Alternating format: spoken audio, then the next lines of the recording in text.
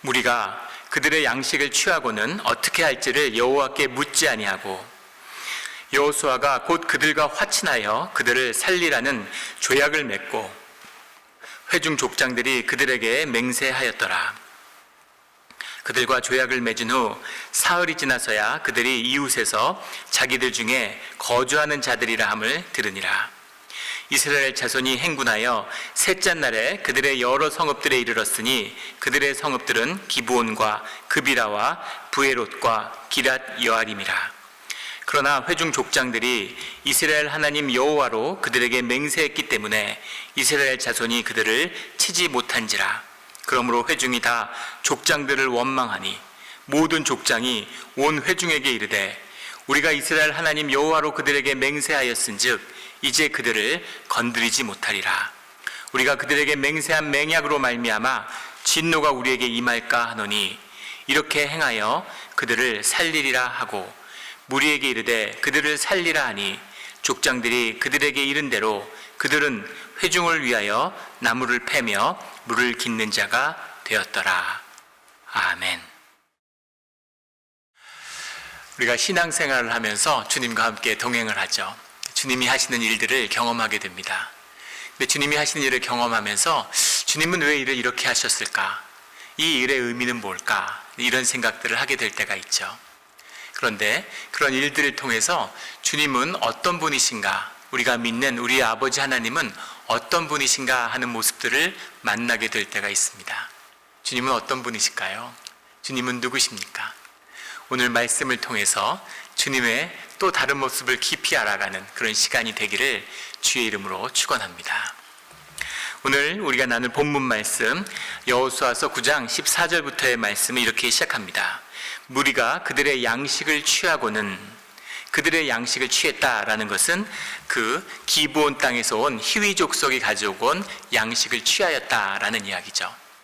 지금 아이성을 무너뜨리고 여리고성과 아이성을 무너뜨린 다음에 이제 본격적인 가나안 정복 전쟁을 앞두고 가나안의 5부족, 5왕국과 전쟁을 해야 되는 팔레스타인의 5왕국과 함께 전쟁을 해야 되는 그런 중요한 일전을 앞두고 있습니다. 근데 그들은 그 앞에서 놀랍게도 세겜으로 이동해서 주님과 맺었던 언약, 그 제사를 드렸죠. 그래서 주님 안에서 축복과 저주를 선포하고 주님의 말씀을 받들어서 다시 세겜에서 길갈로 돌아왔습니다. 그 길갈로 돌아온 직후에 일어나는 일이 오늘 9장에서 나눌 사건이죠. 9장 1절에 보면 이런 말씀이 나와요. 이 일 후에, 그 제사를 드린 후에 요단의 서쪽 산지와 평지와 레바논 앞 대해 연안에 있는 헷사람과 아모리 사람과 가나안 사람과 브리스 사람과 히위 사람과 여부스 사람의 모든 왕들이 이 일을 듣고 이 여리고성과 절대 난공불락의 요새였던 여리고성과 아이성이 어떻게 무너졌는지 라는 소식들이 가나안에 있는 왕들에게 전하여진 다음에 그 다음에 모든 왕들이 이 일을 듣고서는 2절에 모여서 일심으로 여호수아와 이스라엘에 맞서서 싸우려 하더라, 이렇게 되어 있습니다. 하나님과의 관계가 회복되고 이 이스라엘 민족이 주님과 완전히 하나됨을 이루는 그 예배를 드린 것입니다. 그래서 주님과 하나가 되면 주님의 모든 피조물과의 화해가 이루어지고 그들과 하나 되게 되는 것이 주님의 역사하시는 성령이 움직이시는 그런 사건이죠. 그런데 꼭 그렇지만은 않다는 겁니다. 공중의 권세 잡은 자, 대적의 권세를 누리고 있는 세상에서는 어떤 일이 벌어지냐면 그들이 모여서 일심으로, 그 가나안의 5 왕들도 자기들끼리 서로 땅을 더 차지하겠다고 싸우던 자들이에요. 절대 하나가 될 수 없는 자들인데 놀랍게도 그들이 모여서 한 마음이 되었다는 거죠. 악이 연합했다는 겁니다. 악의 본질은 분쟁이에요. 악의 본질은 다툼입니다. 그런데 하나님의 선한 역사가 드러나니까 악이 하나로 뭉쳤다는 겁니다. 선이 일어나니까 악이 일어나더라는 거죠. 이것이 우리가 사는 이 세상의 영적인 본질입니다. 교회가 주님의 뜻 가운데 하나가 되면 세상에 핍박이 시작돼요. 오늘 교회에 핍박이 없습니다. 오늘 세상에서 교회에 대한 박해가 없어요. 주님 안에서 하나 되지 못하는, 주님 안에서 한 마음으로 모여서 주님과 동행하지 못하는 오늘날의 교회의 모습인 것이죠. 이것이 하나 되면, 주님의 뜻이 드러나면, 주님의 뜻을 알고 주님의 뜻과 합하여지는 자들이 나타나는가 하면 그것을 깨기 위해서 그것에 맞서는 자들이 악이 하나로 뭉치는 사건도 동시에 일어난다는 것이죠. 우리 사랑과 성령 안에서 하나 돼서 세상 가운데 죽음의 복음을 증거하는, 세상의 박해를 맞서 싸워 이기는 우리 영락 공동체가 되기를 주의 이름으로 축원합니다. 그런 역사가 일어나야 되는 것이죠. 근데 그런 역사가 이제 일어나는 겁니다. 그런데 그 역사가 일어나서 이제 싸우려고 그들이 모였는데, 그들이 모였던 그런 가나안의 주요 족속 중에 하나인 히위 족속, 그 가운데서도 기브온 땅에 사는 자들이 이 여호수아와 이 이스라엘의 족장들에게 찾아왔다는 겁니다. 그들이 찾아왔는데 4절 5절에 보면 그들의 꾀가 나와요. 꾀를 내어 사신의 모양을 꾸미되 헤어진 전대와 헤어지고 찢어져서 기운 가죽 포도주 부대를 나귀에 싣고, 포도주 부대도 아주 낡게 만들고 땅을 일부러 그 아주 오래된 떡을 싣고 먼 곳에서 찾아온 것처럼 그렇게 찾아와서, 5절에 보면 입이 옷을 입고 다 마르고 곰팡이가 난 떡을 준비하고, 떡은 곰팡이가 났어요. 얼마나 멀리서 왔으면, 사막지대라서 웬만하면 곰팡이가 안 날 텐데 곰팡이가 난 떡을 들고 찾아와서 그들이 길갈 지정에 와서 조약을 맺읍시다 이렇게 얘기하는 겁니다. 6절에 보면 우리는 먼 날에서 왔나이다, 이제 우리와 조약을 맺읍시다 이렇게 얘기를 하죠. 이것을 두고서 이들이 맺은 조약은 언약하고는 다른 것이다 뭐 이렇게 얘기를 하는데 아닙니다. 바로 그 언약이에요. 본문에 보면 키루트, 라누, 베리트 이렇게 되어 있는데 그 베리트가 바로 주님과 언약을 맺은 그 언약입니다. 언약인데 여긴 조약이라고 그렇게 바꿔놨어요. 키루트라는 게 자른다라는 것이죠.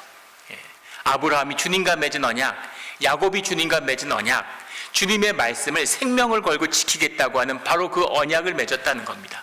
주님 안에서 주님의 이름으로 맺은 거예요. 그런데 재밌는 것은 이 히위 족속은 이스라엘에 대해서 잘 알고 있다는 겁니다. 적어도 신명기의 말씀, 이들이 어떻게 움직이고 무엇을 하려고 하는지를 잘 알고 있어요. 자기들을 진멸하려고 하고 있고 가나안의 5 족속과 끝을 보는, 끝까지 가는 전쟁을 준비하고 있다는 사실도 알고 있고, 그들이 하나님의 백성이고 하나님의 이름으로 언약을 맺으면 꼭 지키는 자들이라는 것도 알고 있습니다.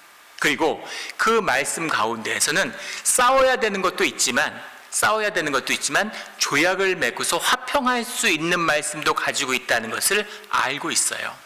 그래서 조약을 맺어야 되겠다라고 찾아온 것이죠. 히위 족속은 어떻게 이스라엘을 이렇게 잘 알고 있었을까요? 신기한 일이죠. 그런데 반대로 이스라엘은 히위 족속에 대해서 전혀 모르고 있다는 겁니다. 그들이 누군지, 그들이 어디서 왔는지, 어떤 사람들인지 전혀 몰라요. 이 히위 족속은 바로 기브온이라고 하는 이제 정복해 들어가야 할 땅이에요. 이제 아이성을 점령했는데 그 다음 싸워야 할 상대가 히위 족속입니다. 물론 그들이 연합해서 모든 부족과 연합 부족과 대전쟁을 일으키게 되지만 그 전에 차례대로 정복한다면 제일 먼저 들어가야 할 땅, 그 기브온 땅에 살고 있는 자들이 바로 히위 족속이라는 것이죠. 지금 사흘길에 머물고 있고 그 다음에 싸워야 할 족속이 찾아왔는데 그들이 누구인지 전혀 알지 못했다는 겁니다. 전혀 관심이 없어요. 어떻게 이럴 수가 있을까요? 절체절명의 전쟁을 해야 되는데. 그런데 전쟁 정도가 아니라 이들이 전쟁을 앞두고 길갈 땅을 비워놓고 세겜에 갔다 왔잖아요. 더 말을 뭐 하겠습니까? 이스라엘은 확신에 차 있는 거죠. 우리가 싸우는 것은 세상의 왕들과 싸우는 게 아니야. 우리가 주님과 하나 되면 우리의 문제는 우리 안에 있는 것이지 밖에 있지 않아. 우리가 하나 되면, 우리가 주님과 한 마음이 돼서 주님이 싸우시면 누구랑 싸우든 아무 상관없어. 5 부족이 아니라 50 부족이 오든 전 세계가 다 덤비든 아무 상관없어. 주님의 뜻이 무엇인가, 주님이 함께하는 뜻만 구하면 돼. 그러면 우리가 이겨. 이 확신을 가지고 있는 거죠. 여리고성과 아이성 전투를 끝마쳤기 때문에, 그리고 세겜의 제사를 드렸기 때문에 이제 흔들림이 없는 믿음을 가지고 있는 겁니다. 그러니까 다음 싸울 상대가 누군지 전혀 누가 나오든 관심이 없는 겁니다. 그래서 문제는 뭐였냐면 속아 넘어갔다는 것이죠. 그래서 오늘 말씀이 어려운 부분이에요. 시험이 늘 출애굽 이후에, 출애굽 전부터 늘 이스라엘 안에 있었어요. 시험은 이스라엘 안에 옵니다. 시험은 이스라엘의 죄악에서 와요. 시험은 이스라엘의 악한 데서 오는 것입니다. 그런데 이번에는 그 시험이 밖에서 왔다는 것이죠. 근데 그 밖에서 찾아온 첫 시험에 완전히 넘어가고 말았죠. 왜 넘어갔을까? 넘어간 이유를 오늘 본문의 14절에는 분명히 나와 있습니다. 무리가 그들의 양식을 취하고는 어떻게 할지를 여호와께 묻지 아니하고 라는 이 말씀이죠. 자신들의 경험 밖에 있는 사건인데 그들이 찾아왔는데 주님께 묻지 않았어요. 왜 여호와께 묻지 않았을까? 세겜에서 제사를 드리고 이렇게 경건한 마음으로 주님 앞에 있는데 왜 주님께 묻지 않았을까? 족장들은 그렇다 치고 하나님의 사람 여호수아는 왜 이 중차대한 사실을 주님께 묻지 않았을까라는 거죠. 왜 묻지 않았을까? 이미 여호수아와 족장들은 주님의 말씀을, 주님의 답을 가지고 있다고 그렇게 믿고 있었기 때문일 겁니다. 주님이 주신 말씀이 있죠. 그 말씀은 신명기 20장 10절부터 18절에 나오는 말씀입니다. 신명기 20장 10절에 주님이 어떤 말씀을 주셨냐면, 내가 어떤 성읍으로 나아가서 치려할 때는 그 성읍에 먼저 화평을 선언하라, 이렇게 말씀하셨어요. 가나안 땅 정복의 이야기입니다. 다 불태우고 다 무슨 파괴하고 이런 것이 아니라 성읍에 가서 치려할 때는 그 성읍에 먼저 화평을, 주님의 이름으로 화목을 먼저 선언하라는 것이죠. 11절에 그 성읍이 만일 화평하기로 회답하고 너를 향하여 성문을 열거든 그 모든 주민들에게 내게 조공을 바치고 너를 섬기게 할 것이요, 그들이 조공을 섬기고 함께 하기로 한다면 그것을 받아들이고 싸울 필요 없이 함께 살아가라 라는 주님의 초청의 말씀입니다. 이 말씀을 받았기 때문에 화평을 먼저 선언해야 되는데 화평을 선언하고 찾아왔으니까 화평을 받고 같이 잘 살자, 이렇게 선언한 것은 당연한 얘기가 아니겠습니까? 그런데 문제는 무엇이냐면 17절의 말씀이에요. 17절에 곧 헷 족속과 아모리 족속과 가나안 족속과 브리스 족속과 히위 족속과 여부스 족속을 내가 진멸하되 내 하나님 여호와께서 내게 명령하신 대로 하라.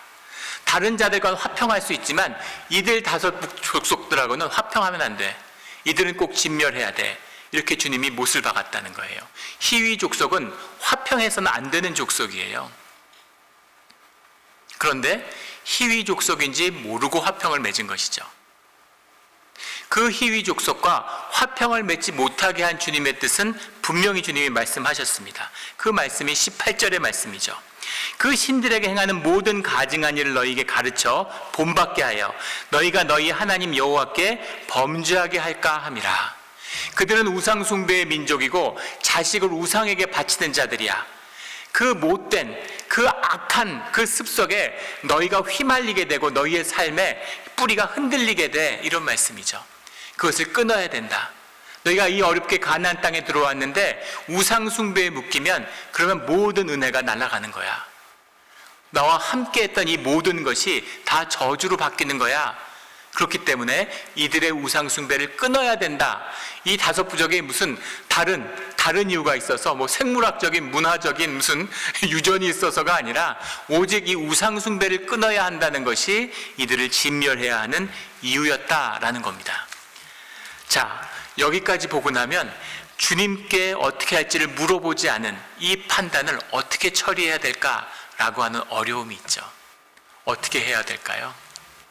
주님의 이름으로 목숨을 걸고 언약을 맺었습니다. 주님의 이름을 위하여 언약을 지키는 게 옳을까요? 아니면 주님이 하신 말씀이 있고 거스를 수 없는 분명한 출애굽기와 신명기에 주님이 분명히 기록한 히위 족속을 멸절하라는 주님의 말씀이 있는데 그 말씀을 지키기 위해서 언약을 깨야 되는 것일까요? 이들은 우리가 우상 숭배를 끊고 주님을 함께 모시겠다고 약속했잖아. 우리가 주님을 섬기는 가운데 있겠다고 약속했잖아. 그러니까 우상 숭배하고 상관없으니까 우리는 살아야지, 히위 족속 살려줘야지, 이렇게도 얘기할 수 있고, 무슨 소리야? 주님이 말씀하시고 분명히 가나안 5 부족의 이름을 못 박았는데 히위 족속의 거짓으로 왔는데 우리가 속아서 맺은 언약이 무슨 의미가 있냐? 진실하지 않고 주님을 속이고 우리를 속였는데 이걸 뒤집어야지. 주님의 말씀이 먼저지. 어떤 게 먼저일까요? 이런 것이 우리가 만나게 되는 어려움이죠. 그런데 여호수아와 족속들은 어떤 선택을 하게 되냐면 그들을 살리겠다고 하는 선택을 하게 되는 것입니다. 이 선택을 어떻게 봐야 될까요? 그 선택을 맺어서 그들이 약속을 맺고 돌아갔는데 그 다음에 가나안 정복전쟁의 여정을 떠나자마자 만나게 되는 게, 사흘길에 만나게 되는 게 히위 족속이었던 거죠. 그러니까 속았다는 것을 알고 얼마나 억울했겠어요. 18절에 회중 족장들이 이스라엘 하나님 여호와로 그들에게 맹세했기 때문에 이스라엘 자손이 그들을 치지 못한지라. 그러므로 회중이 다 족장들을 원망하니, 회중이 족장을 원망하고 있습니다. 그 원망 가운데는 너희들의 그 부주의함 때문에 주님의 언약을 지키지 못했다고 하는 원통함도 있겠고, 또 그들 안에는 그들을 쳐서 그들의 것을 다 빼앗아야 되는데 다 그게 우리 건데, 그런 우리가 빼앗지 못하는 것에 대한, 더 가지지 못하는 것에 대한 그런 아쉬움과 원통함도 있겠죠. 그러나 그들은 원망하고 있어요. 그런데 족장들은, 여호수아는 주님의 이름으로 맺은 언약을 붙들기로 선택하는 것입니다. 19절에 가면 하나님 여호와로 그들에게 맹세하였은즉 이제 그들을 건드리지 못하리라. 우리의 목숨을 걸었기 때문에 히위 족속 절대 건드리지 못해. 그걸 건드리는 것이 하나님의 뜻을 어기는 것이다 라고 선포하고 그런 선택을 하게 됐다는 거죠. 그리고 한 단서를 다는데 그 단서가 무엇이냐면 21절에 나오는 그들에게 이른 대로 그들이 온 회중을 위하여 나무를 패며 물을 깃는 자가 되리라. 그들을 종처럼 삼아서 나무를 패면 물을 깃는 자가 되겠다고 했는데, 그들이 27절에 가면 여호와의 제단을 위하여 나무를 패며 물을 깃는 자로 삼았더니 오늘까지 이르니라, 이렇게 돼 있어요. 모든 국민에 퍼져서 사는 게 아니라 히위 족속끼리 모여 사는데 그들이 길갈이잖아요. 이 길갈에서 주님의 제단을 쌓은 곳에서, 그곳에서 제단을 섬기는 일, 그 일을 돕게 하겠다는 그런 약속을 맺고 그런 일을 하게 되었는데 이제까지도 그렇게 되었다라고 기록되고 있는 것이죠. 정말 이상한 사건이죠. 이방 족속이고 우상을 섬기던 자들이에요. 그런데 지금 히위 족속이 제단에서 하는 일들은 원래 레위 지파가, 레위 족속이 하던 일입니다. 레위 지파의 일을 나누어서 레위 지파와 함께하게 했어요. 그러니까 우상 숭배 때문에 진멸하려고 했는데 주님을 섬기는 자들, 제단을 섬기는 자들이 되었으니까, 그러니까 이들을 굳이 죽일 필요 없고 살려야 되는 이유가 있는 것이고, 그리고 히위 족속이 그 일을 충실히 잘 했기 때문에, 언약을 지켰기 때문에 이 언약을 이 이스라엘도 당연히 지켜야 되고, 그래서 제단을 섬기는 그런 족속이, 그런 민족이 되었다, 이런 얘기입니다. 기가 막힌 이야기죠. 우상을 숭배하던 족속이, 진멸해야 되는 족속이 제단을 섬기는 성전의 민족이 되었다. 이 말씀의 깊이, 하지만 이것에 대한 종교적인 원한을 품는 자들도 있었죠. 그 흐름이 이어져서 후대에 사울이, 사무엘 하에 보면 사울이 하나님의 뜻을 세우겠다고 이 히위 족속을 몰살하는 일이 벌어지죠. 다 죽인 건 아니고 학살을 합니다. 하나님의 이름을 높이고 이 말씀을, 주님의 말씀을 지킨다고. 그런데 주님이 다윗을 통해서 이 히위 족속에게 한 일을 하나님이 갚아주셨어요. 그래서 주님의 뜻은 분명한 것이죠. 히위 족속을 살려야 된다는 것입니다. 그러면 주님의 뜻은 무엇일까? 주님의 뜻은 무엇일까? 주님이 하시는 깊은 섭리는 무엇일까? 이제 이런 의문을 갖게 되는 것이죠. 주님이 하신 뜻은 뭘까요? 왜 히위 족속과 이렇게 얽히게 되었을까? 그 깊은 비밀은 창세기 22장에 나옵니다. 창세기 34장에 어떤 사건이 나오냐면 야곱이 레아가 낳은 딸 디나가 있죠. 디나 사건이 나와요. 디나 사건이 이 세겜 땅에 들어왔는데, 이 길갈의 땅에 왔는데, 근데 거기서 34장 2절에 보면 이런 말씀이 나오죠. 히위 족속 중 하몰의 아들, 그 땅의 주장 세겜이 그를 보고 끌어들여 강간하여 욕되게 하고. 히위 족속 하몰의 아들, 이 하몰의 자손들 이 히위 족속의 이야기입니다. 이들이 이스라엘의 야곱의 딸을 겁탈하는 일이 벌어진 거죠. 근데 이 하몰의 아들은 사실은 야곱의 딸을 아주 좋아하게 됩니다. 그래서 결혼을 하고 같이 한 족속으로 지내자 이런 요청을 하게 되죠. 그러자 어떤 조건을 내걸었냐면 그들이 모두 할례를 받고 주님의 백성, 할례 받지 않은 백성하고 혼례를 맺을 수 없다. 할례를 받아라. 그래서 다 할례를 받았어요. 다 할례를 받았는데 그 할례 받은 자들을 레위와 시므온이 습격해서 몰살을 하는 사건이 벌어집니다. 그래서 히위 족속을 그들을 속이고 그들을 죽이는 범죄함을 이스라엘이 먼저 저질렀다라는 사실, 450여 년 전의 일이죠. 그 사건을 기억하게 되는 겁니다. 34장 22절에는 이런 말씀이 나와요. 그러나 우리 중에 모든 남자가 그들을 할례를 받음같이 할례를 받아야 그 사람들이 우리와 함께 거주하여 한 민족 되기를 허락할 것이라. 할례를 받으면 우리는 한 민족이다, 한 자녀다, 이렇게 선포한 것입니다. 그래서 그들이 할례를 받았어요. 이 주장은 얼마나 자식 사랑이 끔찍했으면 자식의 사랑하는 결혼을 위해서 온 이 히위 족속이 모두 할례를 받고 주님의 백성이 되기로 약속한 것이죠. 그런데 그날 밤에 그들이 거동이 불편한 걸 알고 이 레위와 시므온이 복수를 하고 딸의 명예를 회복한다고 여동생의 이들을 학살하는 범죄를 저지른 것입니다. 이 범죄를 저지른 것으로 인해서 이들이 저주를 받게 되죠. 이 저주의 이야기가 창세기 49장 5절, 6절, 7절에 나옵니다. 49장 5절에 가면 시므온과 레위는 형제요, 마지막 야곱이 주님께 가면서 자신에게 주는 기도예요. 축복과 저주의 기도가 함께 나오는 겁니다. 그들의 칼은 폭력의 도구로다. 6절에 내 호나 그들의 모의에 상관하지 말지어다. 내 영광아 그들의 집회에 참여하지 말지어다. 그들이 그들의 분노대로 사람을 죽이고 그들의 혈기대로 소의 발목의 힘줄을 끊었음이로다. 7절에 그 노여움이 혹독하니 저주를 받을 것이요 분기가 맹렬하니 저주를 받을 것이라. 내가 그들을 야곱 중에서 나누며 이스라엘 중에서 흩으리로다 라는 이 저주의 말씀을 주님께 받은 것입니다. 이게 레위와 시므온이 주님의 백성이 되겠다고 할례 받은 자들에 대해서 개인적으로 복수를 했을 때, 언약을 지키지 않았을 때 겪었던 사건이죠. 이 사건을 의미가 깊어요. 오늘 말씀의 의미가 깊습니다. 히위 족속을 속였는데 450년이 지나서 이제 이스라엘이 히위 족속에게 속은 것입니다. 내게서 나간 것은 내게 돌아와요. 이것이 무슨 종교의 이름이 아니라 동서고금의 역사를 통한 생명의 섭리입니다.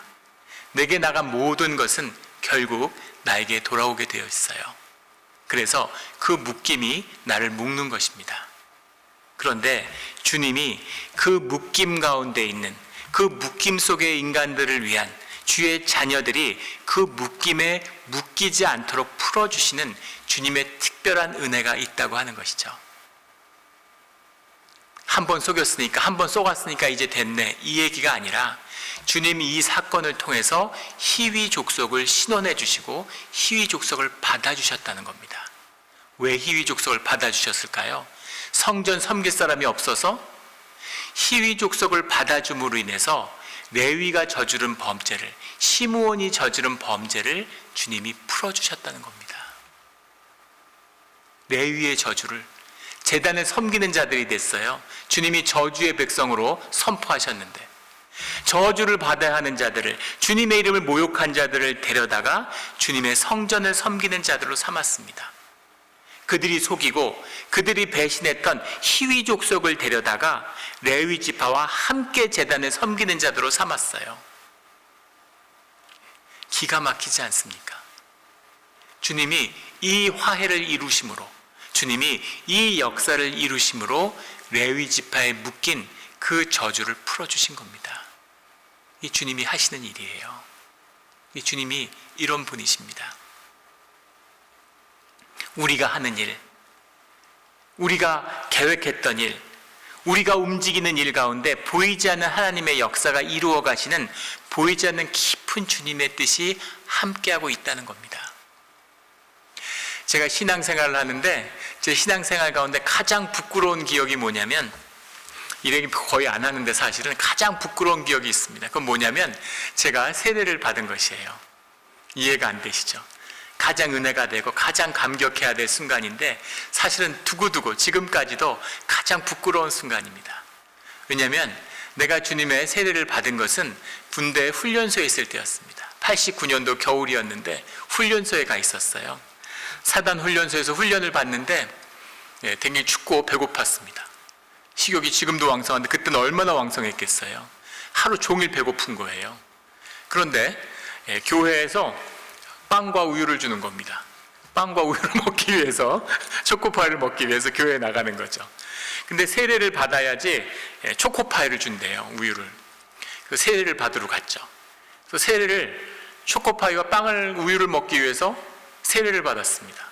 그 세례 받는 날이 있었는데, 정해진 날이 세례를 받고 초코파이와 우유를 먹은 다음에 그 다음에 제가 성당까지, 군 성당까지 뛰어갔어요. 전 비가 와도 뛰지 않습니다. 군자는 뛸 수 없다 이래서 비가 와도 항상 걸어 다니는데 제가 성당까지 뛰어갔는데, 왜냐하면 성당에서도 세례의식이 있었기 때문이죠. 그래서 같은 날 영세와 세례를 함께 받을 뻔했는데 성당에 도착하니까 신부님이 문을 닫고 나오고 계신 거예요. 군종 신부님이. 얼마나 비통한지, 제가 영세를 받으러 왔는데 끝났다고 그러시는 거예요. 근데 나의 그 비통한 표정을 보고 그 깊은 뜻을 이분이 통찰하신 거죠. 다시 문을 열고 들어가시더니 우유와 초코파이를 갖다 주시더라고요. 아주 흡족하게 먹고 돌아왔던 기억이 있습니다. 그래서 그때는 그 순간의 기억으로 지나갔는데 10수년이 지나서 주님을 영접하고 나니까 그걸 견딜 수가 없는 거예요. 너무너무 부끄럽고 창피한 겁니다. 견딜 수가 없어요. 그래서 세례를 다시 받고 싶은 겁니다. 그래서 목사님한테 정말 간청을 드리고 사정을 했어요. 제 눈물의 간청을 드렸습니다. 제가 부끄러워서 도저히 너무너무 창피하고 견딜 수가 없다고. 그래서 세례를 다시 받아야 될 것 같다고, 세례를 다시 해달라고. 근데 목사님이 세례는 여러 번 받는 게 아니라고, 그리고 내 마음에 와서 받는 게 아니다, 그리고 안 해주시는 겁니다. 간청을 드렸더니 뭐라고 말씀하시냐면, 그 말씀을 지금도 기억하죠. 조 형제가 원해서 세례를 받은 것 같아, 이렇게 말씀하시더라고요. 누가 원해서 받고 싶어서 받는 게 아니라고, 자격이 되고 준비가 돼서 받는 게 아니라고, 주님이 허락하시고 주님이 불러주시고 주님이 은혜로 베풀어 주신 것이라고. 조 형제는 몰랐어도 그 순간에 초코파이를 먹으러 왔던, 다른 이유로 왔던 주님이 주의 자녀로 삼으시겠다고 그 삶을 받아주신 것이라고 하는 겁니다. 그래서 부끄러워하지 말고 그 삶을 주님의 뜻 가운데 받아들이라고 말씀하시는 거죠. 주님은 이런 분이시죠. 우리가 뭘 하고, 좋은 뜻으로 하고, 선한 뜻으로 하고, 실수를 하고, 쏟고 속이고, 이런 것이 중요한 것이 아니라 우리가 주의 자녀이기 때문에, 아버지의 사랑이 우리를 붙들고 있기 때문에 우리의 삶 가운데 우리가 알 수 없는, 별짓 다 하지만 우리가 알 수 없는 은혜로 우리의 삶을 복되게, 우리의 자녀를 복된 삶으로 인도해 주시는 것입니다. 이것이 우리의 믿음이고 이것이 우리의 신앙의 길이에요. 이런 하나님, 이 하나님이 우리의 아버지가 되십니다. 이 아버지의 사랑을 붙들고 담대하게 주님의 사랑 가운데 살아가는 우리 모두가 되기를 주의 이름으로 축원합니다. 아멘. 함께 기도드리겠습니다.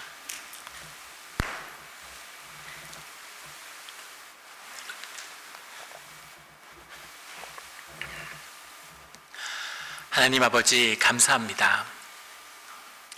주님의 늘 은혜 속에 살면서도 우리가 은혜가 없어서 또 주님이 도와주시지 않는다고 투덜대고 있습니다.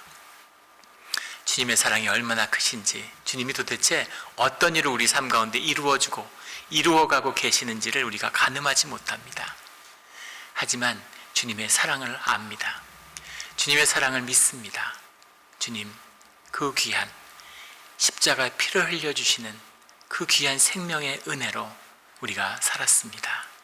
주님, 결코 주님의 피가 헛되지 않는 그런 복된 삶으로 끝까지 붙들어 주시옵소서. 감사하며 예수 그리스도 이름으로 기도드렸습니다. 아멘.